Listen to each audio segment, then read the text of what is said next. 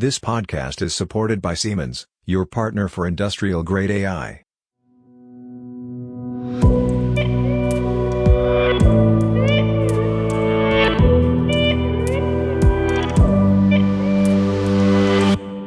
Hello everybody and welcome to a new episode of our Industrial AI podcast. My name is Robert Weber and it's a pleasure to talk to Peter Seeberg. Good morning, Robert. Good morning, afternoon, evening, dear listener, wherever you are.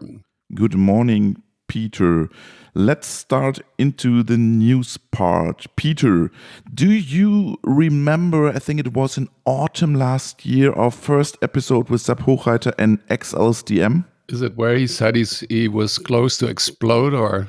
Yeah, exactly. I don't know if you remember, I had the question back then, and my question was, even if you don't manage to build the best LLM in the world, there will still be many other applications on xLSTM in the industrial sector and time series, for example. And voila, here we are. We have the best RNN in the world, but we also have a lot of, I would say, it's crazy. Every week we hear something new from xLSTM. We have this vision approach, and now we have the time series topic.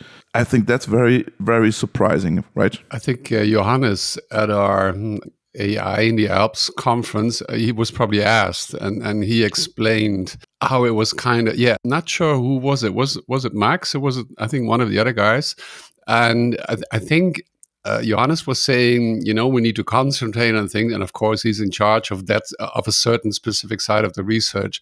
And he said, we're going to do this or that. And then he was kind of laughing because, smart guys, smart women, smart people, they do whatever they think they need to do, right?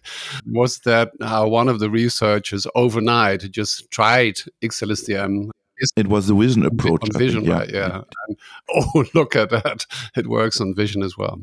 And now, and I'll talk about it later. Or now there's these guys who build a system for time series on xLSTM. Yeah, right. Should we go a little bit more in details, Peter? Yeah, sure. I can do that. It's called the xLSTM Time. It's by Musle Al-Harti, Usev Mahmoud. They're from the University of Bridgeport, USA. It's about long-term time series forecasting with LXTM. Not going to go in too much detail. Of course, they talk about how Transformer have taken a lead position the last couple of years, not only in language processing, but also specifically then time modeling. They concentrate on long-term time series forecasting. They have an acronym for that, LTSF. We need to be careful. There's so many.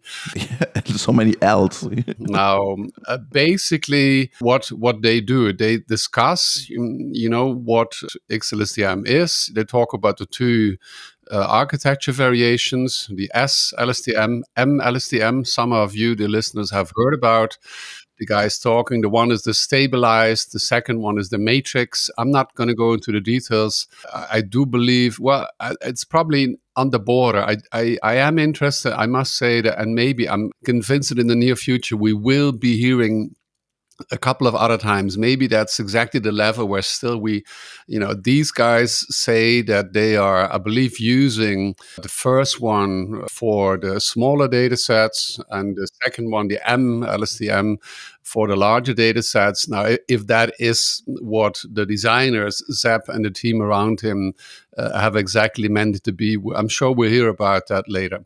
Now, what they're doing is they compare their xLSTM-based solution with a range of transformers, which I had not specifically heard of, but some of you, the listeners who concentrate on time series, may, FATformer, autoformer, informer, piraformer, but also a couple of linear solutions. So there have been also already in the meantime linear solutions, patch, TST, D-linear, and basically they outperform, I believe 95+% of the existing approaches.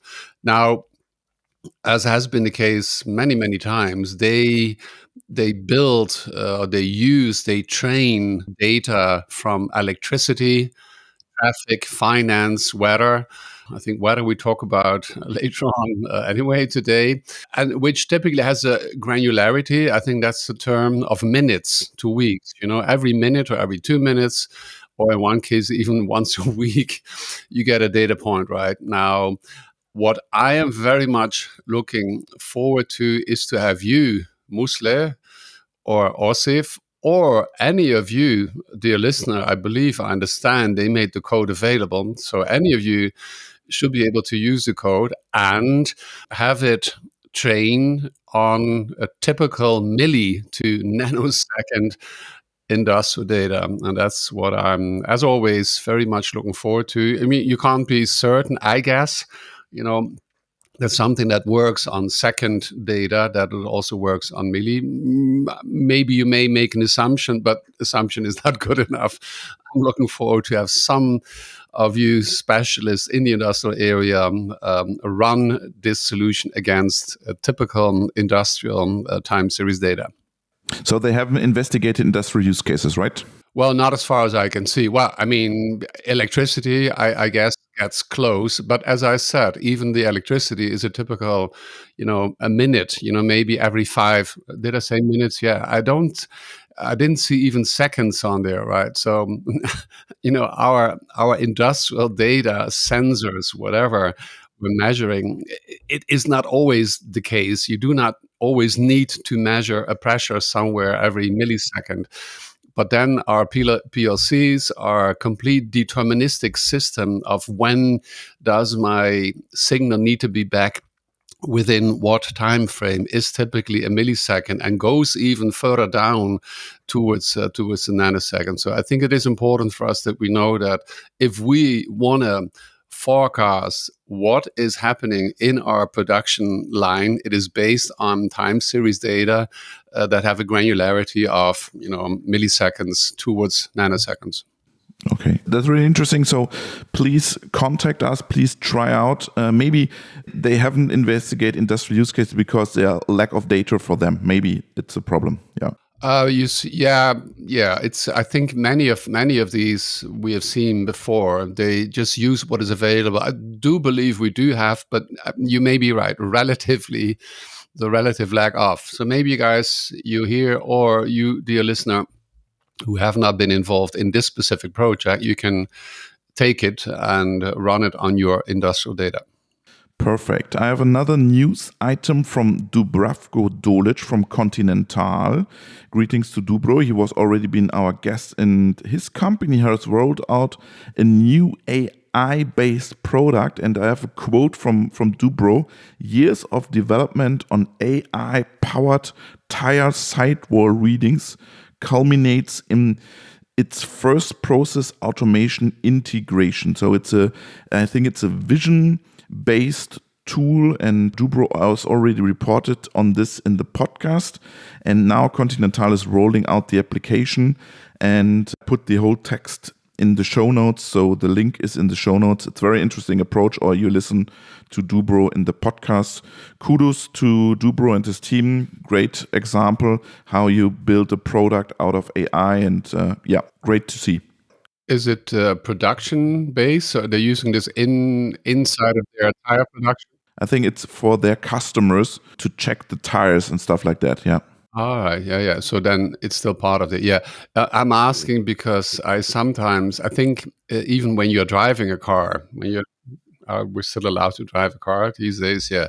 We're not going to go into the politics of the kind of fuel that you may or may not use. That's, I believe, currently possibly changing, at least in the European Union, or if it's battery or whatever. It's not necessarily our topic, unless we're using AI as part of it. Another reason I'm asking is that I believe even while driving, you could call that almost like inference. There are systems exist that, and maybe they're even necessary or implicatory.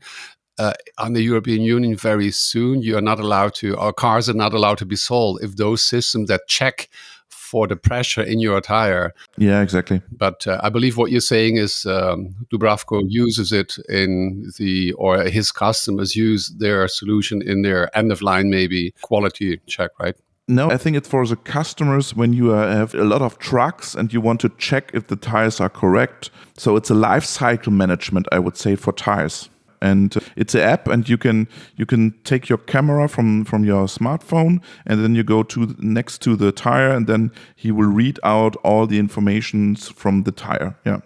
All right, there you go. So it is in the direction of what I was saying. Well, I would call it inference time, but it's not inference. But it's it's not a part of the production. It's not part of the training, but it's part of using it in real life, so to say, after the tires have been produced. In this case, even after they have been on the road for many kilometers or miles. Okay. Exactly. I think it's all about documentation. If you have a lot of trucks, you have to document. You have your documentation, what kind of tires you have, how old are these tires, and stuff like that. Yeah, and they call it a sidewall reading. So I think the sidewall, this, it's a tire for the winter. How old is it? When was it produced? How the size of the tire and stuff like that. Yeah, and then it will automatically go into the documentation. And yeah, I think that's a smart approach. It's a vision approach.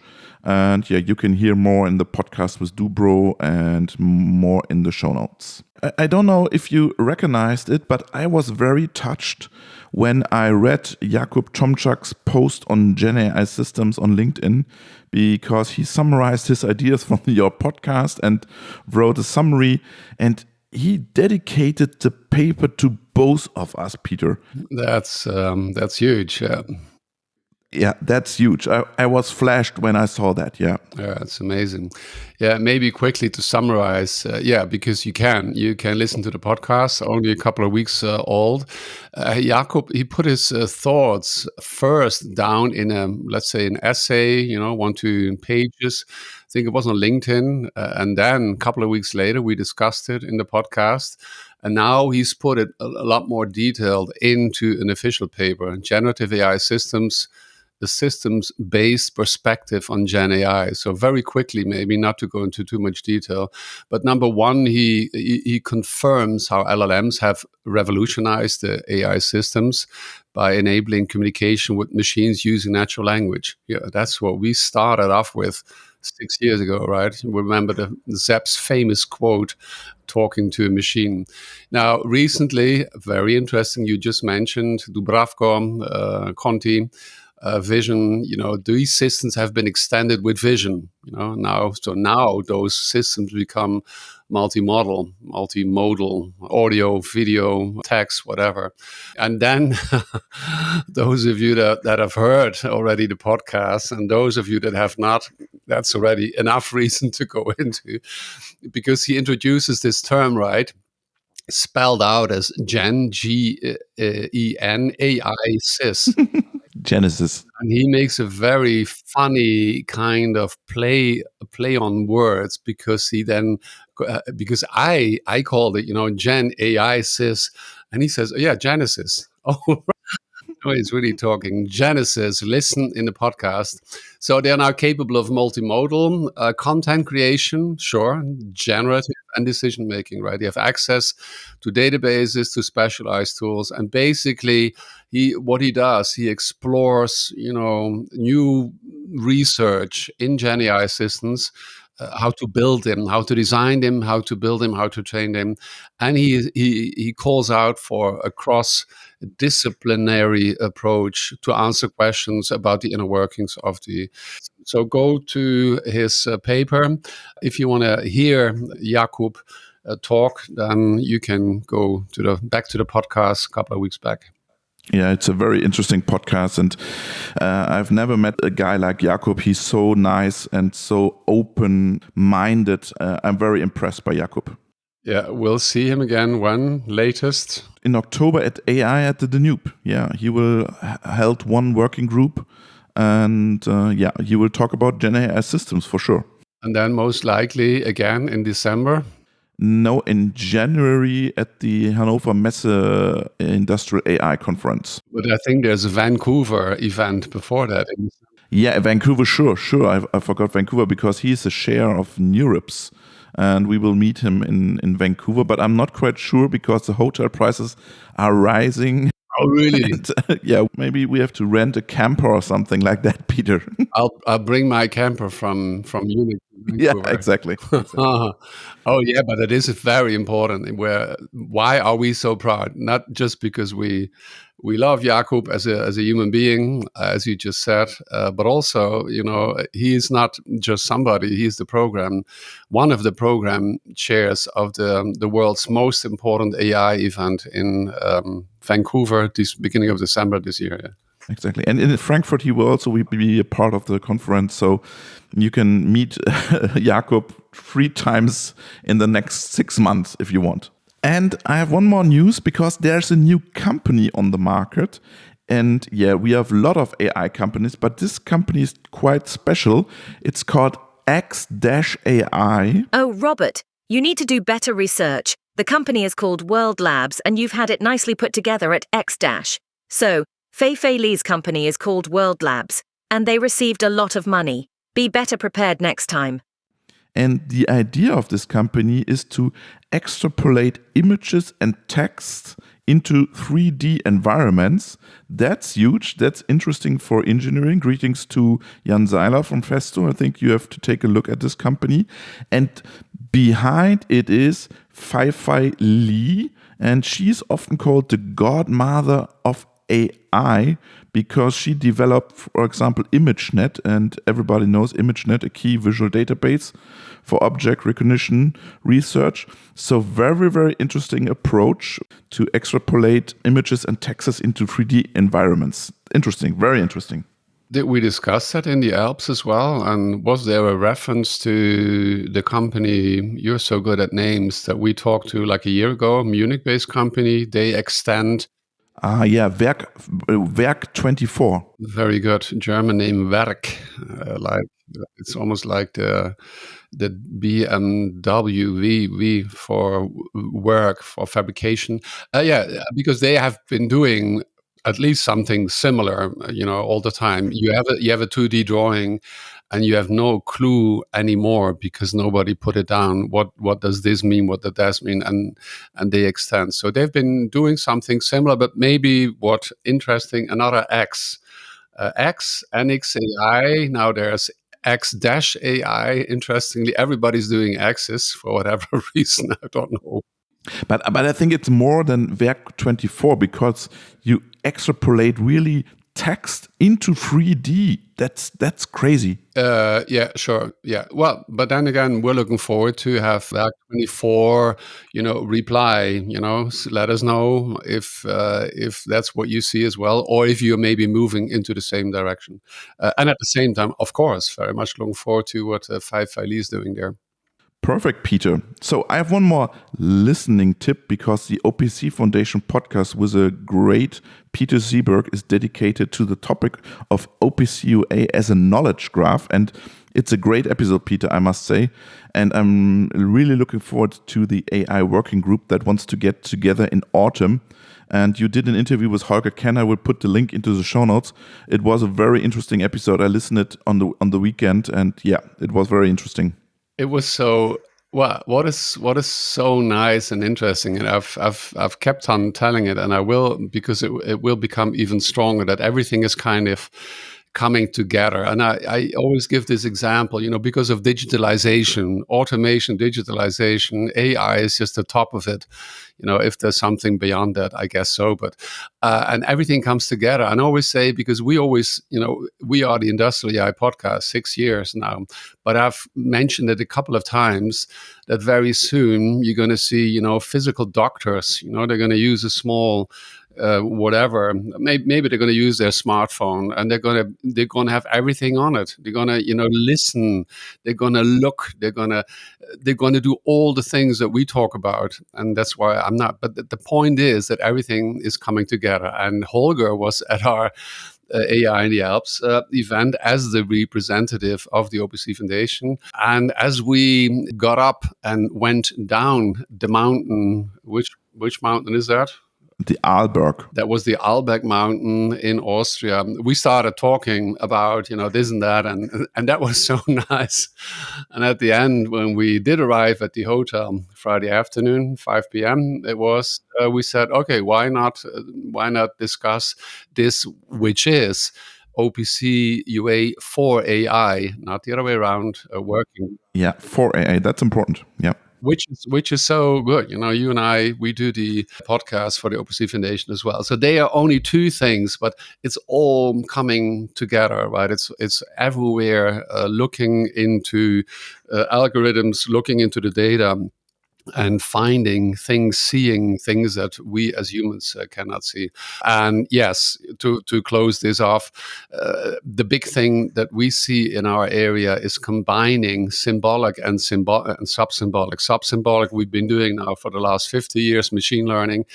Still have been, I would say, I don't know, a couple of hundred, probably a couple of thousand, 10,000 people who still have always concentrated on the symbolic side. So which is then typically what today's are the knowledge graphs. And now the big thing is bringing it all together, right? I'm having large language models providing with knowledge graph based information. So their outcome will be a lot better than if you do it without. And for our industrial world, it's very clear for me that OPC UA is the standard, which with its information model is a knowledge graph. And therefore, I'm very, very much looking forward to find out, to hear what is going to come out of this new working group. And for me, it was interesting because Holger and the OPC Foundation will open the group. It's not only for OPC Foundation members, as I understood, because he wants to have it more open and he wants to have more AI companies joining the group. And that was surprising for me, yeah. I think it's Stefan somewhere mentioned as soon as they opened it, they had within short time 60 companies say, "Oh, I want to be part. I want to be part." Yeah, I can not sure how they're going to organize, but I can very well imagine that it's going to be a huge effort, and I'm very much looking forward to. I've been stating a couple of years back to say OPC UA makes AI fly in the industrial space. Exactly. Peter, let's switch to the main part because we were at the AI with Purpose Summit by Siemens and recorded some episodes. And this is the first episode with Johannes Brandstetter. And you talked to Johannes about the weather because this is an industrial AI podcast where you talk with him about, why you discuss the weather with him. And remind me, was it actually, that was before, I believe, he did his presentation. It was one of those where you started 5 years ago. There was a point we were still recording physically, on site, and there was one, and I was always kind of supporting you, and suddenly you said, "Now, Peter, now it's your turn." You recall that? I think it was here in Munich, actually. And this was one of those. I think you just introduced me to Johannes, and you said, "Okay, Peter, just do your thing." So it was kind of an unprepared. I'm not sure, but I had written, of course, about. And then on the same day, Johannes and Albert did their presentation. And it's all about the introduction that Johannes does. And it is very, very nice story where a couple of years back, Johannes moved to Amsterdam from Linz. He has had a great time there. He didn't really want to leave. And he started at Microsoft with a team. I think he initiated this new weather model. And he's saying, "I know nothing about the weather." And there was something at some point in time, I think he was presenting to, 100, real specialists in the weather world. And they soon understood that, that he doesn't know a clue about the weather, but they already were convinced that the AI-based approach was going to change everything. And that model has now become officially available through Microsoft. I believe it's called Aurora. And he is completely convinced that what they already can do today. And with the weird weather that we have here, I believe in central Northern Europe, it's becoming so weird. You're looking at these apps and they have absolutely no clue anymore. No clue. So I'm really, really looking forward. Now, the point, of course, is, and again, it's about, Johannes is a physics guy, right? And he does all in NXAI. He's in charge of the simulation, right? And his point is, he started with the weather, and what the algorithms that they have applied to the weather, to the data on the weather, he or we can in the future apply exactly the same way. It's all about simulation. It's all about kind of looking into the future. It's about making a model, looking at something. And I've said it before, like what I did, architecture. You paint something which doesn't exist, and you do it for yourself or for your customers. And you like this or you like that. And these days we talk to the model, and the model. So, but it's a 180 degrees change of the way that we will be doing this simulation, this looking into the future of how the world may be. Yeah, it's very interesting because I was a guest at a large energy company, and they asked me to hold a presentation about AI and what is the future of AI and what do you see. And I presented the ideas by Johannes, and I showed them Aurora and what does it mean for industrial processes and for energy processes. And like the expert for the weather modeling, they were so impressed that they were so, oh my God, this will change everything. What is our USP in the future? Everybody can build simulation of our processes. That was the main topic after my presentation, right? I can imagine. And for me, it's the same. It's so, I'm not sure. I mean, and it's always like what I really do not like is these discussions where, without mentioning names, it's like, oh, this is not the whatever. This is not AGI, and it's about. It doesn't matter. It doesn't matter, and we've never used that anyway. We don't have people that in our podcast that talk about this AGI, the general AI. But I think what we must kind of confirm that what we see is that the world is changing. Everything is turned upside down. And it doesn't matter what we call it. If we call it machine learning, symbolic, sub-symbolic, everything is changing. And in the weather, you need to imagine, the weather has been looked at for probably 2,000 years, or as long as Earth exists. We have these famous rules here in Germany. I guess everywhere, the people dependent on the weather. And, let's say the farmers are just one example. And I'm certain that the farmers in the United States or in China, they have the same knowledge as the farmers in somewhere in Europe. And over hundreds of years, they have these rules. They know exactly if on day X something is this, then that is going to happen. It's exactly like that. Now, that is our human capability. And if we then have the algorithms look into the hundreds of years of data that we have, they can do, 1,000-fold better, and than what it is that we're capable. And the same thing for physics. What does it mean? What are students going to learn these days? When they're in school, then they get to the university.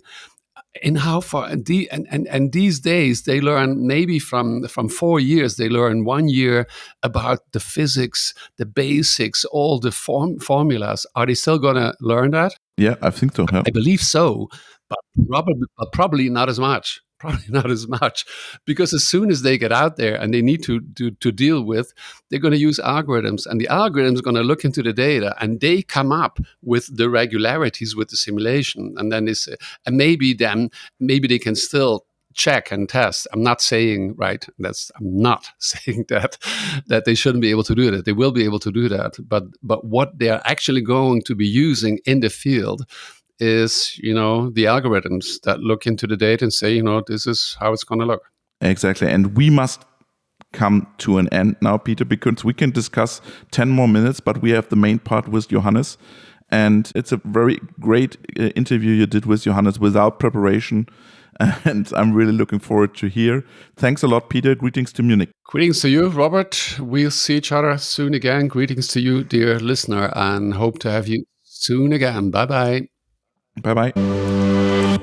So I'm sitting here with Johannes Brandstetter. It's, what is today? Monday morning. We are at the Siemens AI for Purpose Summit. And we're going to have you have a talk here today. Maybe we start there. I think you're talking, is it this afternoon actually? What are you going to be talking about today, Johannes? Yeah, first of all, thanks, Peter. Great to be here. It's nice to be in Munich, nice to be at Siemens AI Summit. So what I will be talking about is, of course, our company, NXAI, our endeavors with xLSTM, how we go further, how we envision our next steps, but also a bit about AI for simulation, which is my personal baby, and it's now the time for simulation to kick off. So I will try to wrap this up. Very much looking forward to. We just had a presentation already, and it was about using, I would say, a combination of large language models in the front, of course, and then combining it with some kind of knowledge base in the bottom. But that was more in an engineering environment, but they were using it to see what had been done in the past. And I was going to ask him, and I didn't. But of course, that is your big topic. How is simulation going to change? And I recall that you had this wonderful example last week. I think it was actually a Microsoft-based, like a weather solution.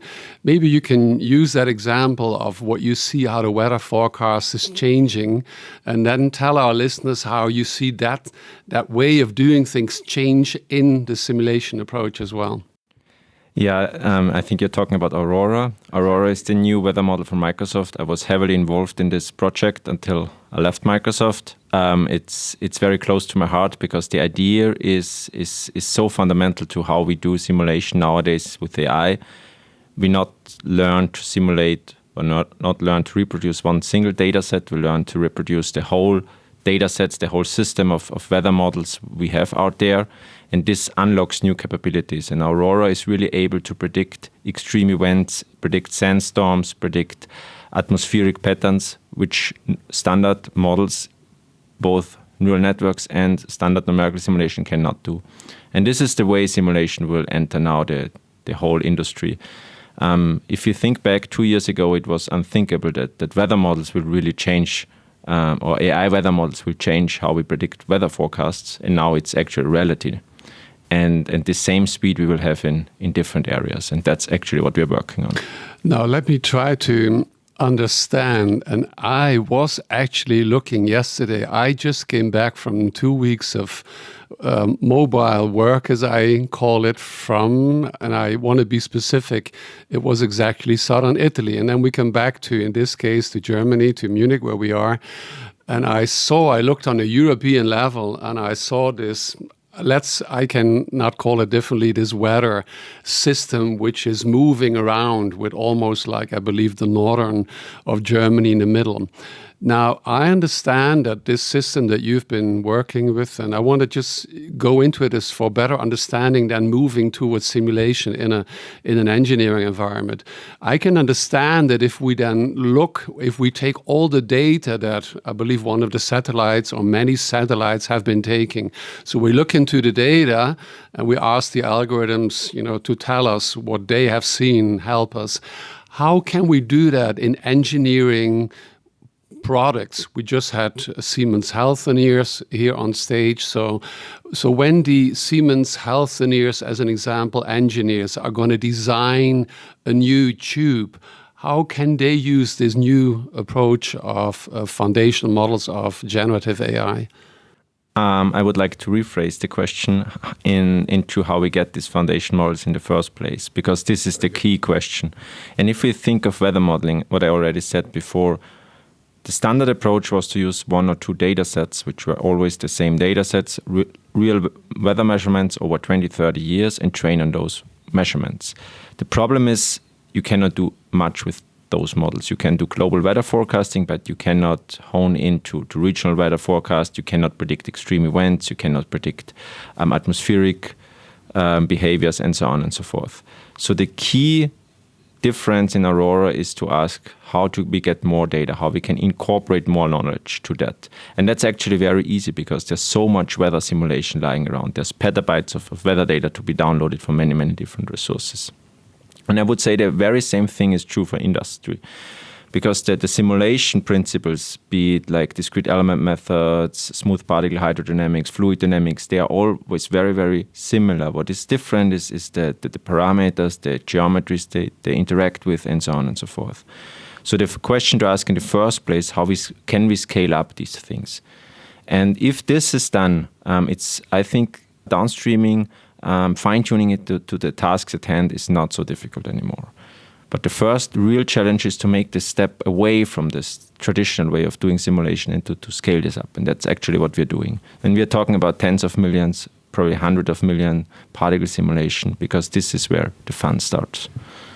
Which is a topic that Robert and I, and in the conferences that we do, and you're going to be with us very soon at one of those conferences, that we've been talking about in this case specifically, an industrial foundation model, a topic today here as well. I mean, of course, data is the foundation, the big foundation of whatever we do in artificial intelligence, in Gen AI. So still trying to understand what young people, and for the continuation of your life, what you learn is basic physics, right? So you need to base understanding of physics. For example, the weather, or how do machines work, and based on that knowledge, and the knowledge is represented through equations, through all kind of laws. And on top of that, in combination with simulation, that is the normal. Maybe there's another word, the forward-looking designing approach. And now, can I look at the foundational model-based approach as looking more like backwards into the data? And let's try to see what it is that algorithms can learn and tell us what they can find in the data. Is it these two directions that come together, or? That is a very good analogy. So what neural networks always do, if they are not sure if to go left or right, they go into the middle, the average. So if you give the network more simulation, more different kinds of data types, we need to tell the network where they are different. So let's think of we give the network some fluid simulation of a car in a wind tunnel. We have to tell the network what's the difference, what's the speed difference, what's the difference in pressure, or whatever. And the other underlying physics the network can figure out, because it's the same for the different simulation. And the same is true if we simulate in different geometries, if we simulate different materials, and so on and so forth. We always have to tell the network what's the difference, what's the parameters which change between these simulations. And if we do that correctly, and if we encode that correctly, the network can learn the underlying physics, which then is descriptive for all these processes. And that's the key component. If we do weather simulation, we also have to tell the network, is this coming from a simulation? Is this coming from actual weather data? Is this climate simulation? Is this weather simulation? And so on and so forth. But the underlying equation, the network can then figure out itself. And Very good. You came in today to Munich. You just said from Austria. You're based in Linz at the moment. But you have been for, I don't know, maybe you want to share with us, for a couple of years in Amsterdam. You were working with Microsoft, and you have decided to move, I believe, back to Linz. Why did you move back to Linz? Yeah, that was a big decision, and not such an easy one. I mean, you know it yourself. You're from the Netherlands. Netherlands is really an AI hotspot in Europe, and it's a very, very nice place. I have this urge in me to build something, because I see that we are falling behind in Europe. I mean, I see what's going on in the US. I also see what's going on in the UK. There's a few good places in Europe, like Switzerland, nowadays Paris, Amsterdam, Berlin. But I want to have such a hotspot in Austria too. And there is a lot of these topics which are actually very, very, very fundamental for our industry and for our whole system. And that's what we're working on. And that's a big driving motivation. So I would say I learned a lot from the Netherlands. I'm very, very Dutch in my heart and will always be. But I decided to have the Austrian part from now on. Okay, we're all living in this global village. Now, did you study yourself in Linz actually as well, or not? I studied in Vienna. Good, but you've moved back to a team of people around Sepp Hochreiter. I believe I can say Sepp is a friend of our Industrial AI podcast. So you're now with a team around him. Tell us a little bit more about what happens on the university and what happens at xAI. Yeah, we have this big chance to build a hub, and a hub needs both things. A strong university where actual people come and where people are motivated to study, to do their PhD, also from abroad. And industry where people have the chance to take on jobs, where people have the chance to work with people whom they can learn from. And that's at the moment at xAI, we need to get like really, really good people. We need to hire people from abroad. We need like specialists, really like senior researchers. And these team we are building at the moment for two different strings, for large language modeling, driven by our xLSTM, and AI for simulation, driven by our simulation products. And for those teams, we are really trying to push NXAI and to build up teams. And on the other hand, we have our university, which we try to connect with NXAI, where we want to give the PhD students the chance to work with these people, to work with on these topics, and to give them also a future to see their opportunities to stay in Austria, to see things growing. And these are the two strings which are not so easy to keep together and to unify, but we're trying our best. And so far, it seems to be very fruitful. Now, as far as I understand, but you need to maybe clarify, you mentioned the two tracks. I think it started probably with just lately with the xLSTM. Maybe, and I maybe want to move into the simulation. I hear you say that maybe in the simulation track there's other kind of approaches, but maybe let's stay for a moment, just as a reminder. We've talked about it before, but as a reminder, let's stay with what was the value of the LSTM approach and what did the team around SEP, I assume including yourself, actually do to bring it to the next level towards the xLSTM? I will try to answer that, but first one sentence. I see those two things coupled, because why? What sets us apart from other labs is that we have like really two streams. Both of them are very important. Both of them are built on the principle of scaling, and if we scale in one of these areas, we can scale in the other area as well. And these synergies are actually the valuable thing. And that's what me and Sepp 100% agree. So now let's talk about xLSTM. xLSTM is coming from the very fundamental idea of semantic understanding of the long short-term memory architecture, which was, and still in many applications, is the number one deep learning architecture. Of course, in scaling and language modeling, replaced by the transformer. But LSTM functions very differently. It's a recurrent neural network. It works on semantic understanding. You can think that the transformer reads a book by looking at all words at the same time and then predicting, so to say, the outcome of the book, whereas the LSTM reads a book as a human does, from the first page towards the end of the page. These are very fundamental different approaches. And the thing is, LSTM never had the chance to play in the league of transformers. It was never scaled up properly because it needs a very specific tricks to do that, to make it really work, to make it parallelizable during training, to make the memory bigger, and so on and so forth. And that's what we did. So we scaled up LSTM. We have now the best working recurrent neural network. And now, of course, we have to play with the big guys, and we have to scale up xLSTM. So we have to get to the dimensions of parameters, talking about billions of parameters, 7 billion, probably 30 billion, where all these language models are. And then we can really see how far we can get and what we can leverage of this recurrent fashion that LSTM is still having, and which makes LSTM so unique. So that is exactly what you've been working, let's say, behind the curtains maybe, but you went kind of public with the algorithm. Is that the right way to say it?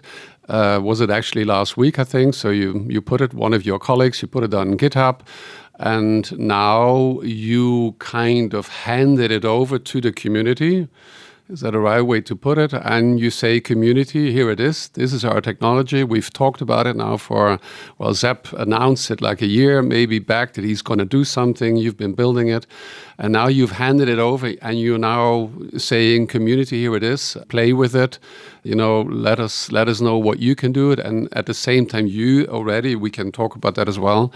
You brought 2 different projects, I believe, to the market. So maybe talk about that a little bit. Yeah, so first of all, it's very important to let the community be part of this. Only the millions of people out there and trying things, all the hackers, they can make the difference. But of course, internally, we write the fast CUDA kernels. We try to scale these things up. But we are very sure or very certain that xLSTM works in many different disciplines. And one of those disciplines is computer vision. So for that, we basically just plugged in xLSTM as a replacement for transformers in computer vision task, image recognition. And it's doing amazingly well. Of course, there is many things to do still and to scale this up and so on. But we were very excited, and that's why we also put out the vision LSTM, so the first LSTM which can see, and which can see much better than expected. And this is just a confirmation for us that we're on the right track, but also motivation for the people out there that use this code, use this chance, and maybe you can get something out of it as well. Right. So you've been comparing yourself, I believe, as part of the first paper that you did put into the market, comparing the base technology capabilities in relation to transformer-based solutions, I believe in relation to other kind of newer approaches where you see that you are better than existing like transformers or other solutions. Can you talk a little bit about that? Let's say where you see that you now are, where xLSTM is better than other approaches.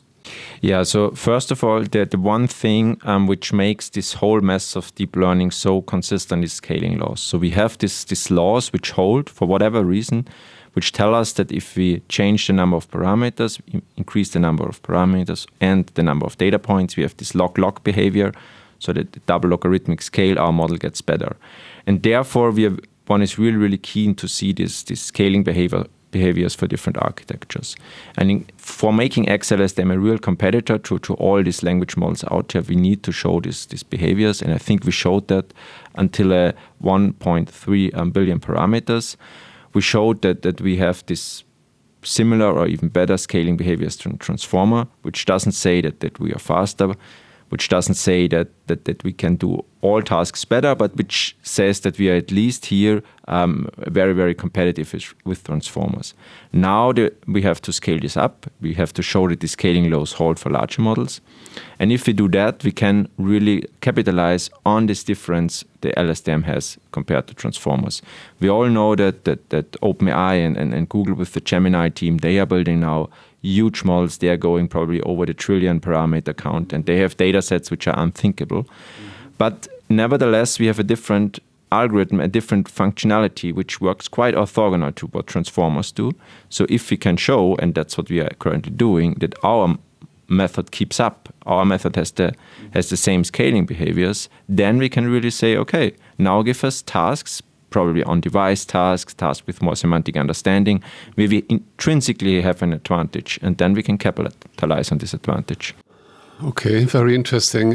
Can you tell us a little bit about how you do that? I'm sure the team, there is humans, but in the end there's also there is a CPU. Can you tell us? Can you join with us? Like what it is that you are doing the training on? That's more like the hardware side CPU, but also the models. What is the content that you're training on? For example, are you looking more into industrial as a way to say, that's one thing that we want to be big at, or we believe, or let's say time series, many different things there. Maybe you can share what you're doing there. Yeah, currently at the moment, we're really looking at language. We are really looking at scaling these things up, as all others do. We're looking what's the best language data to use, trying to get experts on board with data preprocessing, generating our own data sets. And we will scale up in this regard. I mean, for us, we don't want to lie to the world, and more importantly, don't want to lie to ourselves. So we want to show how good we are. We want to see the curves. We want to see what happens if we go to 7 and 30 billion parameters. We're very, very sure that these results will look good, but we need to see these curves in order to really say what we are capable of doing. So that's why we do now these curves. And then for a later point, when we've shown ourselves and the world that we can scale, we can then really look at applications where we shine. And for these applications, of course, we need data beyond language. We need data beyond standard text. And this is what I'm personally also very excited about. Okay. So tell us a bit more then about the area which you are representing then is then the simulation, I believe, as you just said. So do you have, in addition or different approaches than what we've talked so far, the xLSTM, or can that be used in the same environment as well, or is it I mean, there is some very commonalities, and that is both is recurrent. So a simulation is a time process, so it's a time-dependent differential equation most of the time. So we have something which evolves over time. It's very, very compute-intensive. To make a difference with respect to standard numerics, you need scale. I don't think that with a few GPUs, you can replace numerics. You need to go to real, as always, where it hurts, where it gets compute intensive. These are a lot of things which of course are there to harvest. So we can use our infrastructure from xLSTM. We can use the scaling we have from xLSTM. But besides that, things are a bit different. Language is different than vision and simulations. You can think of, if you simulate something, think of the weather, you have a much more reduced system. So you don't need to describe each pixel of the world as you would do. It was language, you would need a word for each pixel. You can compress the state of the system. And there are many, many other differences. But I would say that there's a lot of common ground, and this is what we are using. Can you share with us something on the CPU side? Is that an internal thing? Where and how do you train your model? I'm not sure if I'm allowed to say that. I think we will open source that very soon, and how we have not really decided what's the next step to take here. I think for European standards we are using quite a lot of compute, and we will at least double the compute because things get more intensive, and this is also something which is very cool. But we will see how far we get. Very good. Johannes, thank you very much. I'm very much looking forward to your presentation this afternoon. And of course, we're all very close with you and wish you all the best. Thank you very much. Thanks, Peter, and thanks for all the support we get from you guys.